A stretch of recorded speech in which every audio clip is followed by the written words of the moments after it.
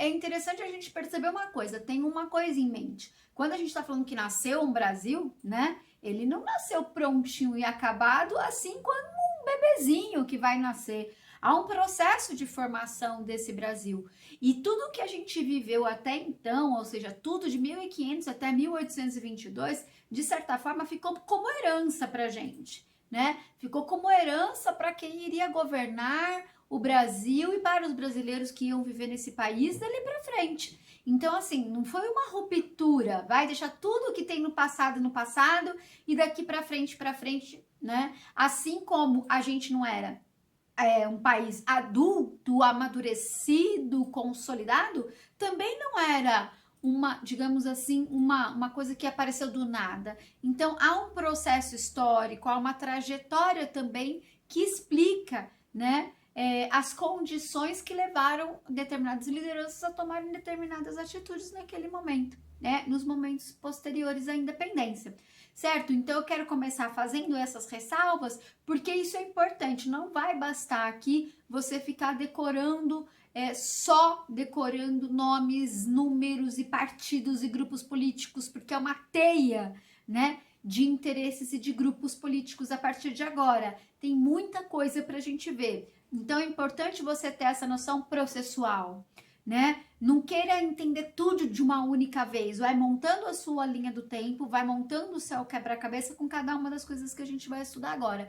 O que a gente tem que ver? Vocês sabem que quando eu começo além da periodização, eu sempre gosto de fazer com vocês aquela reflexão sobre o momento que a gente está vivendo, né? Por que uma monarquia constitucional? Essa é a primeira coisa que você precisa se perguntar. Porque nesse momento histórico, toda a América Latina também se transformou em países independentes.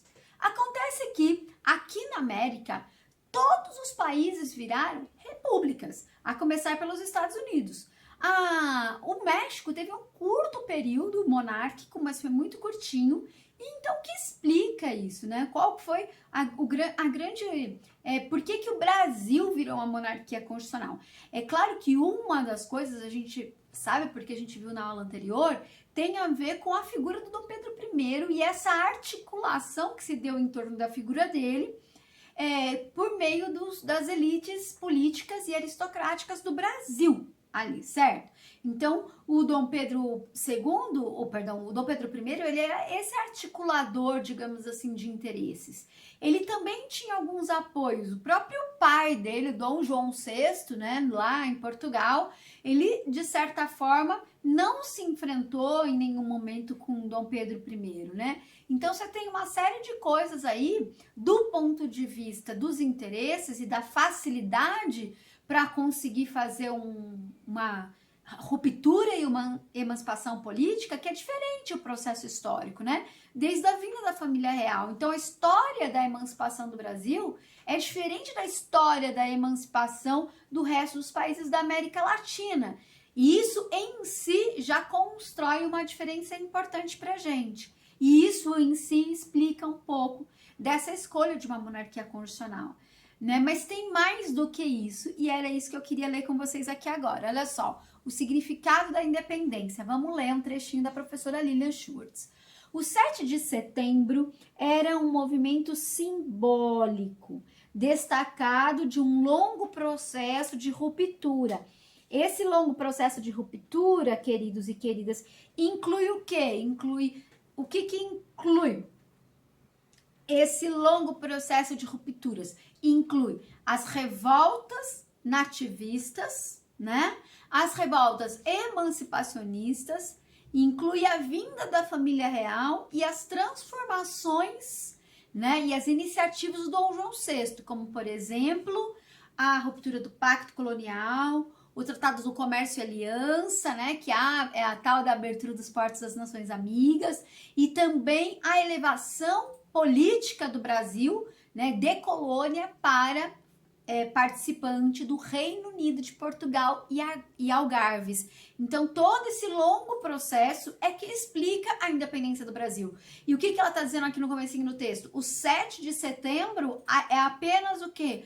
Um momento simbólico desse longo processo de rupturas, que eu tratei com vocês como um afastamento entre o interesse local e o interesse da metrópole, tá bom? Volta aqui para o texto agora, tá? Então, iniciado até antes da vinda da corte e que levou, ao fim e ao cabo, a uma solução monárquica, implantado bem no meio das Américas. Cercado de república por todos os lados, o Brasil acabaria no centro do poder um rei, ou melhor, um imperador, para o espanto e desconfiança dos latino-americanos. Por certo, a emancipação não foi obra exclusiva do nosso quixotesco Dom Pedro. O evento é a expressão visível de uma série de tensões, tensões e arranjos que se colocavam à crise do sistema colonial e do absolutismo, tão característico do fim do período moderno. Era todo o antigo regime que se desintegrava e com ele as bases do colonialismo mercantilista, né? Então, só para a gente lembrar e colocar o Brasil no contexto internacional, comecinho do século XIX, gente, o que está acontecendo no mundo? Está acontecendo a expansão do capitalismo, a sociedade urbano-industrial, ou seja, aquela... Opa, deu uma balançadinha aí para vocês? Aqui para mim também, tá tudo bem, tá? Não é um terremoto. Bom, então, aí o que a gente tem? A gente tem um processo de expansão capitalista no resto do mundo e a gente tem, portanto, um enfraquecimento geral do antigo regime. Logo, como a gente sabe que as colônias eram uma peça central do mercantilismo, quando essas colônias viram países independentes, logo a gente está matando uma característica e um sustentáculo fundamental daquilo que a gente chamava de antigo regime. Sacaram isso? Certo? Tudo bem?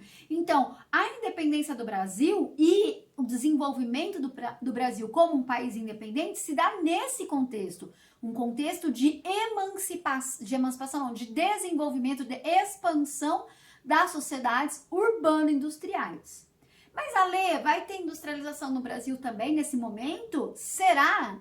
Não, gente, não vai ter. Já vou contar spoiler aqui. Industrialização, de fato, no Brasil, vai acontecer quase um século depois, lá no comecinho do século XX.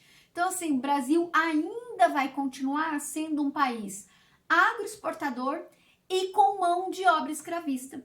Portanto, a nossa independência, apesar de romper, de enfraquecer o velho antigo regime, e por isso era progressista, também mantinha um caráter conservador. Por quê? Porque não rompia, não se modernizava economicamente.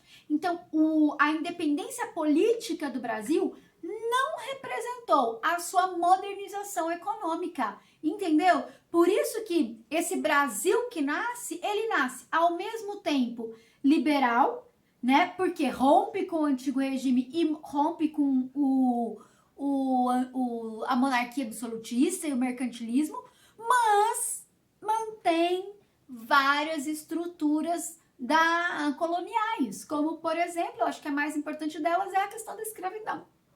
E nesse período imperial, no início do império, então vou pegar até aqui, ó, tá? Aqui no início do império, qual que é o principal produto agroexportador? Vamos para a primeira, é o açúcar. Mas o açúcar não estava em decadência? Sim, estava. Então, se o principal produto que o Brasil tem para exportar é um produto decadente, logo a economia do primeiro reinado era uma economia, isso acertou, decadente, né? Não é uma economia vultuosa, não tem grande arrecadação, tá bom? Então, é o açúcar. E aqui, olha só, quem se destaca, quem aparece, quem cresceu muito, o café. Exatamente. Então, o que você já pode anotar aí para colocar no seu caderninho de questão, para colocar no seu resumo, na sua linha do tempo, é ali no finalzinho do primeiro reinado para já a regência e sobretudo no segundo reinado, o produto agroexportador que vai aparecer, que vai se destacar e que vai salvar o Brasil economicamente, será o quê? O café, esse grãozinho verdinho. Ai, mas não é marrom? Não, não é. É aquele que a prof. Alê ama, né? É o café. Mas se é café ou se é açúcar, qual que é a característica que se mantém? Se mantém a característica de ser uma economia agroexportadora, certo? E nesse sentido, não há diferença em relação ao período colonial, tá bom? Entenderam isso? Então, esses são os dados que você tem que levar para sua prova, que você tem que anotar lá na sua, né, no seu resuminho para colocar na linha do tempo. Agora vamos olhar um pouquinho para ver, e a população? Essa população que morava aqui no Império, no Brasil, era como? Formada por quem? Quanto que tinha de gente aqui? A exportação de produtos agrícolas são produtos primários, certo? Então, produtos primários, eles têm menor valor do que os produtos industriais, porque os produtos industriais a gente sabe muito bem, né? Vai lá, o que é mais caro? Um saco de feijão, de arroz ou um celular? Um iPhone? Não precisa nem ser um iPhone, pode ser um Samsung mais baratinho, certo? Qual que é? Qual que é mais caro? Então, por que essa renda per capita? E o que é renda per capita? É a renda média de cada cidadão. Você pega toda a renda do país, divide pelo número de cidadãos e aí vai dar a renda per capita. Por que cresce muito a renda per capita nos Estados Unidos? Ora, porque a economia dos Estados Unidos no século XIX, ela vai ser focada no desenvolvimento tecnológico e industrial. E o Brasil e o México, países agroexportadores, países primários, de exportação primária. Então, isso não deixa o país rico, ponto. Né? E o dado tá aí para mostrar pra gente. A gente pode vender muito café. Só que café, cara, café é sobremesa. Você pode até tirar o café. Não, menos da Prof. Alê, mas do resto do mundo você pode tirar. Né? Por quê? Porque não faz diferença. Agora, você pode tirar um produto tecnológico? É mais difícil, certo? Como carro, meio de transporte, telefonia, meio de comunicação. Entenderam isso? Então, o que está acontecendo nesse momento da história? O Brasil está acumulando um atraso no seu desenvolvimento econômico. Por quê? Porque ele permaneceu fazendo a mesma coisa que ele fazia em 1500, certo? Claro que vai se alterar um pouquinho. Quando a gente for falar de segundo reinado, eu vou falar para vocês, olha, a economia cafeeira, ela é mais moderna, mas ela continua sendo produto primário. Pode ter um trem que transporta o café, em relação a uma mula, mas vai continuar sendo um café.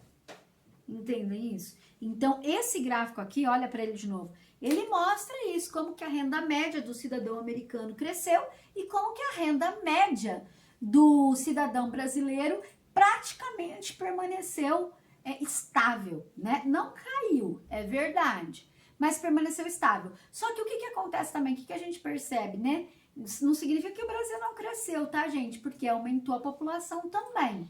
Então, cresceu na medida do crescimento populacional, tá bom? Tudo bem? Fechou? Agora sim, então, a gente pode falar de população, né? Então, olha lá, ó, pro gráfico. Cadê? Ai. Vamos lá, deixa aí, depois eu falo. População e o censo. Primeiro eu quero que vocês vejam. O que é censo, prof? Olha aqui, ó, esse é o balãozinho que eu quero que vocês vejam. O que é o censo, prof? Por que eu trouxe esse negócio do censo para vocês? Bom, primeiro porque censo é aquela coisa que é feita que conta as pessoas no país. Isso é censo.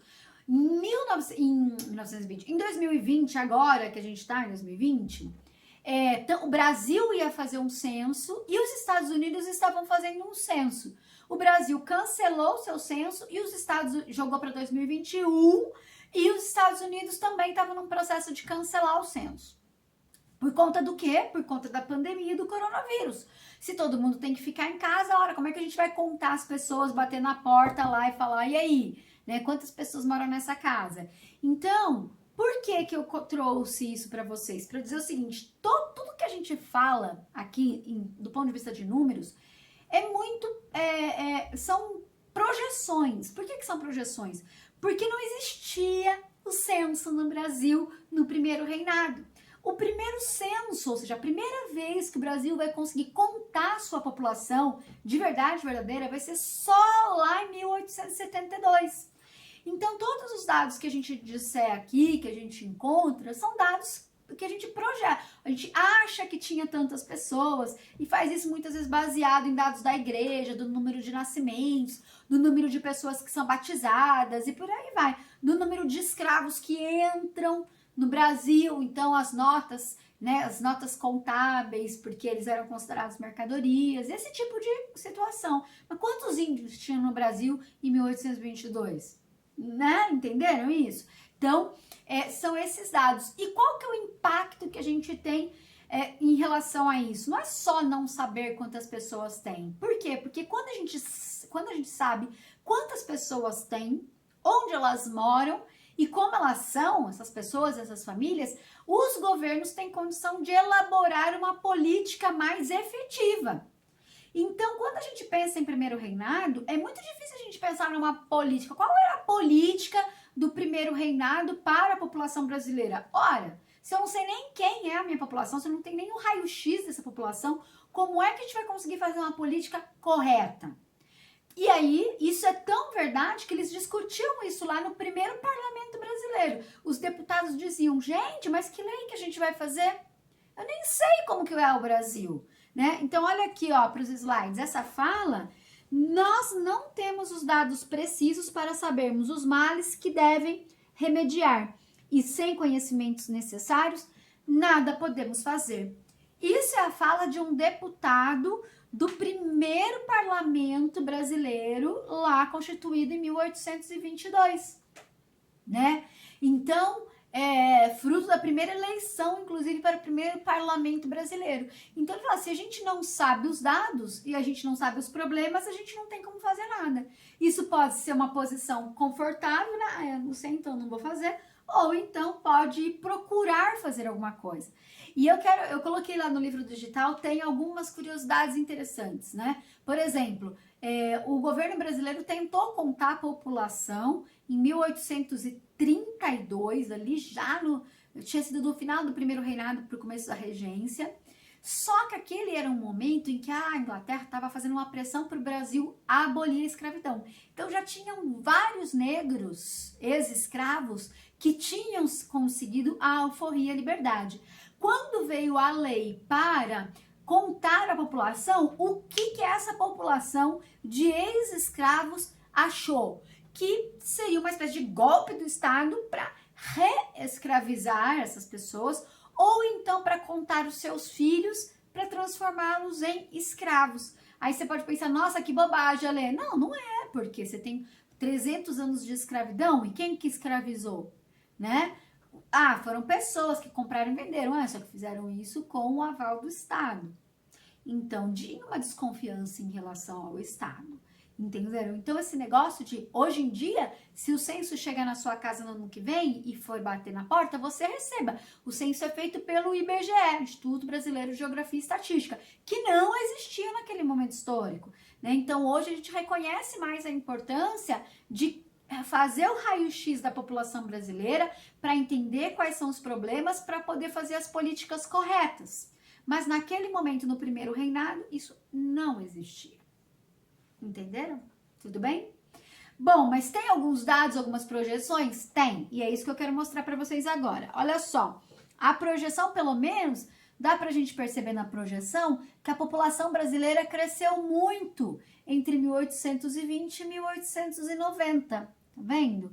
Então, realmente, a população total cresceu. E o que a gente percebe? Olha a relação entre a população escrava e a população total. Você veja que o número de escravos entre os livres vai diminuindo proporcionalmente, né? Então, por isso que quando chega lá pertinho do final do segundo reinado, olha lá, ó, né? O número de escravos já era praticamente, em relação à população livre, era muito pequeno, né? Então, ou seja, e se essa população a mais que surgiu ou que nasceu, ela vai se transformando numa população mais livre. Então, ali, a gente pode falar que existe uma mudança, né, de uma mão de obra escrava para uma mão de obra livre ao longo do tempo? Sim, ao longo do tempo. Esse, inclusive, é um processo que a gente chama de processo abolicionista, certo? Ele vai diminuindo a população de escravos ao longo do tempo. A gente vai trabalhar isso melhor na aula sobre o Segundo Reinado, tá bom?